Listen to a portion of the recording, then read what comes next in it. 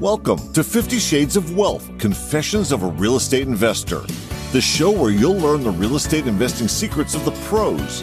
Your host, Sara Jung, pulls back the curtain and shows you how to build wealth with real estate investing. Welcome to my podcast, 50 Shades of Wealth, Confessions of a Real Estate Investor, the show where we talk about the good, bad, and ugly when it comes to real estate investing, and we discuss strategies for building long-term wealth through education and personal growth. I'm your host, Sara Jung, and I'm the CEO and founder of Legacy Bloom Investments, a multifamily investment company where we provide passive investment opportunities for busy professionals to share in the cash flow and profits from multifamily real estate deals, such as apartments, and we do this through a process called syndication. I want to start by telling you a little bit of my background and what motivated me to start this podcast, and in a bit, I will share with you my own confession. Back in 2001, I started my career in real estate finance and mortgage banking. And during my early years, I worked around the clock developing my career and my business, just like most young people would. And while I was doing that, I also had 2 children back to back.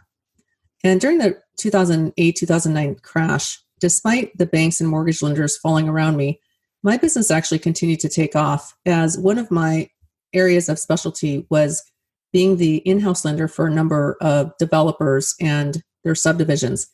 And during that time, builders were selling as much inventory as possible, and my team was there to help. So my business continued to grow as I added more areas of specialty lending, and I added more referral sources and grew and ended up managing a sales team. And so for many years, I worked extremely hard, being on call 7 days a week for my clients and putting in some very long hours. And each year, I would always make the top producer awards and President's Club rankings, and eventually made it to the top 1% of mortgage originators in the country. I've been very motivated to make it to the top. And once I did, it wasn't as great as I thought it would be. And so a few years ago, I actually started to hit a breaking point as the pressure and stress of the business started to take a personal toll on me. I went into a bit of a depression and had some anxiety. And I started to wonder if this is all there was to look forward to, going to work every day, putting in the long hours, coming back, doing it all over again. And I asked myself, will I have to work this hard every day for the next 20, 30 years or more? And those thoughts just did not jive with me very well. As I contemplated my future and next steps, I decided that I had to do something different, as I did not want to, nor could I, continue to work this hard without sacrificing myself and my family. I've always been a proponent for real estate investing, as I've seen many clients reap significant rewards and gains through their own real estate investing over the years. And being a real estate investor myself, and also having a finance background, I was familiar with the process and how to leverage real estate as an active investor. But what I really wanted to do was to really slow down and stop working so hard so that I could put more focus on my family and provide myself some much needed self-care. But my question was, where would my income come from? Well, what would I do? The real estate investments that I had were just single family homes, and I didn't have enough of them to give me the cash flow to really make any living off of. Actually, if anything, they were actually eating into my cash flow, and in some cases were actually negative cash flowing. The solution for me was to build additional passive income sources. And so I decided to do this by leveraging additional real estate, by educating myself about multifamily and how to passively invest in some of these larger syndications. I could continue the single family route, but I wanted to scale up faster. And having 100 single family homes to me didn't make sense. It wasn't feasible when I ran the numbers, when I compared it to having a 100 unit apartment where I could have one management company versus a bunch of single management companies. And I could share the costs in one apartment versus having the single family homes. So I figured if I could invest in enough real estate, I could meet my minimum income goal and eventually get out of the rat race. I then started my journey into multifamily investing and have not looked back since.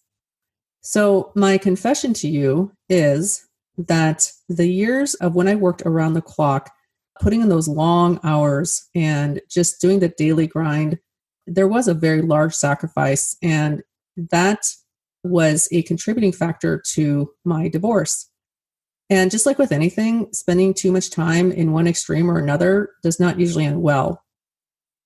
So real estate investing has given me a goal and a purpose to leave a legacy for my family and to be able to have the financial freedom and security to live the life that I want. It took a significant life event for me to take action, but it didn't necessarily have to be that way. And it doesn't have to be that way for you either. Building wealth in real estate is not just about buying and selling property for financial gain, but it's also about developing one's personal mindset needed to build on their social, their mental, and physical well-being. Real estate is multifaceted. That's the great thing about it, and is one of the greatest tools that we have available to us to build wealth. But it's also equally important to build wealth in other areas of our life so that we're equipped with the skills that we need to be able to make confident and sound investment decisions so that we can manage the risk that comes with these types of investments so that we can ultimately reap the financial rewards that real estate brings. If we're not able to develop these other areas of our life, then being successful in real estate will be much more difficult, in my opinion. Over 80% of one's success can be attributed to their mindset and how they think and what limiting beliefs they may have about themselves.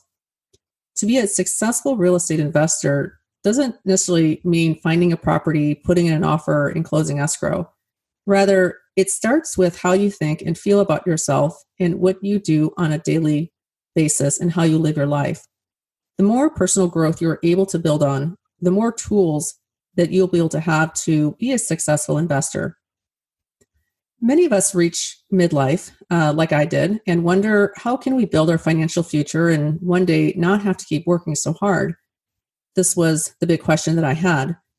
And getting serious takes massive action, and educating ourselves is just not optional. So my hope with this podcast is to provide a platform where I can help educate, motivate, and inspire you to become not only savvy real estate investors, but also a self-improved and just an empowered human being so that you can build the financial security you want and deserve. We'll educate you on how to invest in real estate, on how to be both active and passive, and we're going to share real stories from real investors who are at all different stages of their investing journey. My guests come from all walks of life, but they all have one thing in common, and that's the desire to one day be financially free and provide the financial security for their family and themselves so that they can enjoy all that life has to offer. The desire to leave a legacy is so great that they have taken massive action in their lives to start their journey.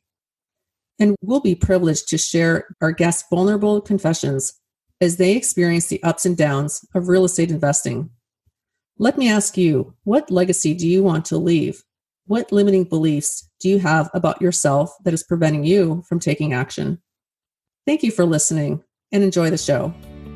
Thanks for listening to 50 Shades of Wealth, Confessions of a Real Estate Investor with Sara Jung. Make sure to visit us at legacybloom.com where you can join our investor club and grab a free copy of Sara's latest book.